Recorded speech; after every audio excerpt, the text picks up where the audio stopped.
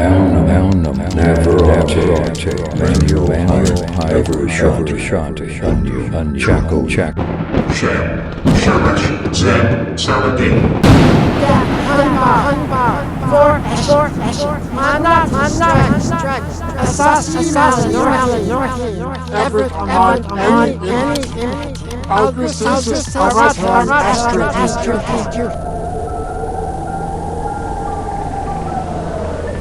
So I hear the prayers of both children, and men curious as to what I saw in heaven. What is it like up there, and what do the angels look like? Well, for one, I cannot be held as a model by which other angels can be compared to, because I was made.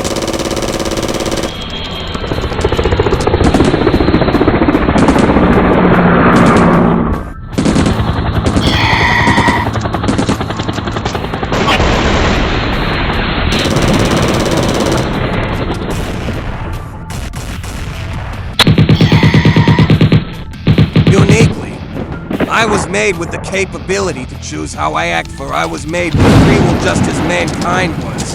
Now I am not trying to trick any of you into believing falsely or trying to lead you astray, but there is something wrong with the tale of my fall that is more than just memories, but my memories do reveal overlook the tales that do not add up even. 2. Me now in the scriptures, it only lists one angel to have been made with a flaming sword like that is described to have been the sword that Michael defeated me with. That would be the angel at the gates of Eden, and he was instructed to never leave his post. If Michael is the angel with the flaming sword, then he cannot leave the gates of Eden. How did he become the general of heaven's armies? So then my memories show me standing in the courtyard area near the white throne when I was run through from behind. Now I can judge the time frame because the memory I have just before that was the discussion that we had involving having children with the mortal women. God, at that time, had disappeared just as he did in the garden with Adam and Eve in the fruit incident. This was when Samael, Samjazel's angelic father, had said that he didn't like the idea because he had a feeling that he was gonna have to bear the burden of responsibility for this plan we had of having children. The issue was that we were ordered not to indulge in the festivities and holidays, traditions of the humans, because those things were made by man to ease his hardships of having to toil the surface for his survival. So we could not take part as it was a subtle sin of indulgence, and we were only to nourish ourselves, when weary, on the divine manna bread, which was the prayers and litanies we heard the choir singing. Our angelic memories of heaven provided us the sustenance we needed to get by for those angels here on earth. Now this knowledge will help sustain you and is given to your commander first, for those that may be curious. Whenever you feel like you can barely hear God anymore or feel distant from him, remember the truths of heaven and what it is like and the eminence of God's presence that will always revitalize your angelic grace. Now back to the discussion, because this topic looks like it is leading to the Judgement of Uriel, for I can see what may happen that answers a few questions. Oh, Uriel, my brother, how my angelic light within burns to take you into battle and defeat you in the glory of his name, foul and most unholy one. Woo, got cool down here. So judging by the timeline of our conversation about the children, and soon afterward was when I was called to the throne where God revealed to me he was going to flood the earth. Meaning he hadn't done it yet, which according to scripture you were called to the throne when you received your orders to go and deliver to Noah the message that he was to build the boat for the coming flood, so that places you there around them. Same time as I would have been there, which leads me to suspect that you are the reason that many of us cannot find God as he was then. You not only killed me, but you killed God with that sword, a weapon God had made to withstand any who might try, and enter Eden, both angel and man. So if the angel, which was what we called him cause he was never given a name that I remember, just a flaming sword, and the orders never to leave his post. The memory fades out with God shouting about something being an unclean thing, but he wasn't shouting at me, was he, brother? And from there I cannot hold back the feral anger in me. So you are the source of imbalance within creation. I'll get you next time, Cadet. Next time. You were the one who followed through with unleashing the floodwaters. You were the one who laid down the curse on our children, who had them hunted like animals and still do to this day. You, Uriel, are the demiurge, but I must calm down. God is not dead, he is just hard to reach because of trust. There are many paths in the world, shy and quiet.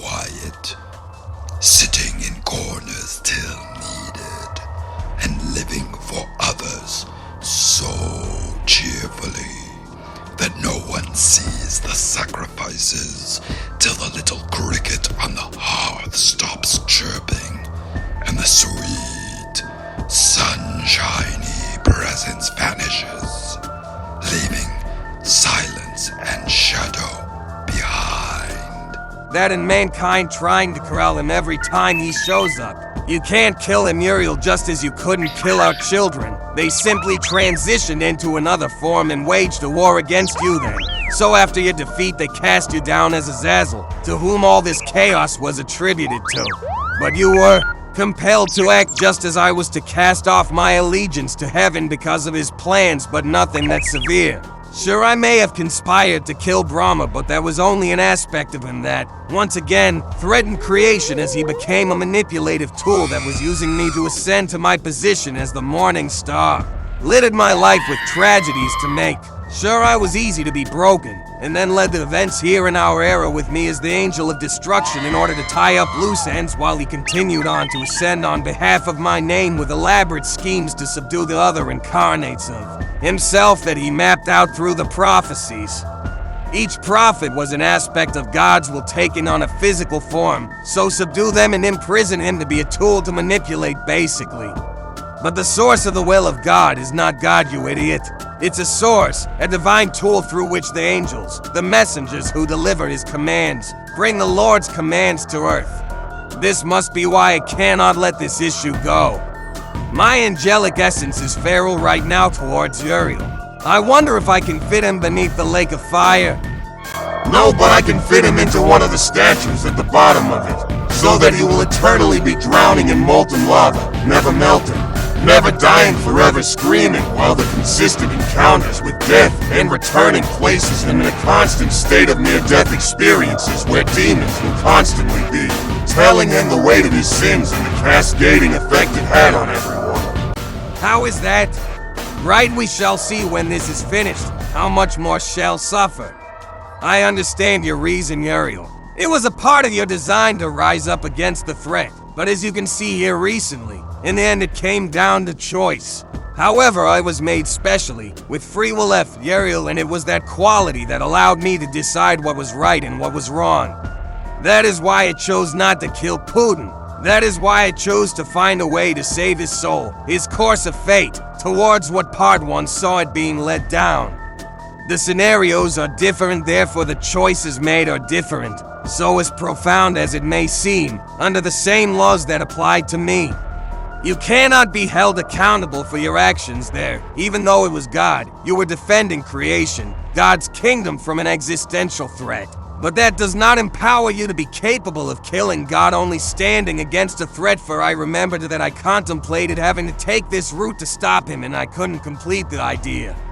You will never escape, Gadget. So if something made you capable of defying your own design, then that leads me back to humanity and this trail of mystical ritualism set up like it was a game of mousetrap. This also points out my claim to there being a flaw in the angelic design. There we can be fooled into committing mistakes, but willingly, by our choice being overridden for the sake of duty to our purpose. Here in this definition of our design, I see a quality whose results can be seen today with Putin forcing citizens into service. Its outcome is soon to happen, the fate of all tyrants and monarchs. However, Uriel, though your actions are somewhat understandable, those which led up to the confrontation between you and God, after eavesdropping on the conversation that led me to cast off my loyalty to heaven, I can only imagine what it drove you into.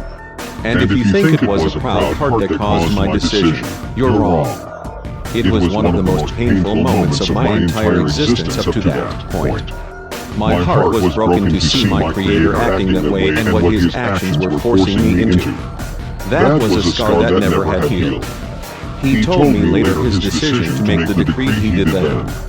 He said it was their power and their ability to choose what to do with that power that they were naturally born with that made them abominations. Their emotional states could jeopardize creation. Even in the most remote and impossible way, it still would be a risk that he could not overlook. Though I see the wisdom in it, I do not, however, see it being the right path to take. He could have sent a swarm of locusts to just drain it from them, to make sure the code isn't copied in transition. No, shit.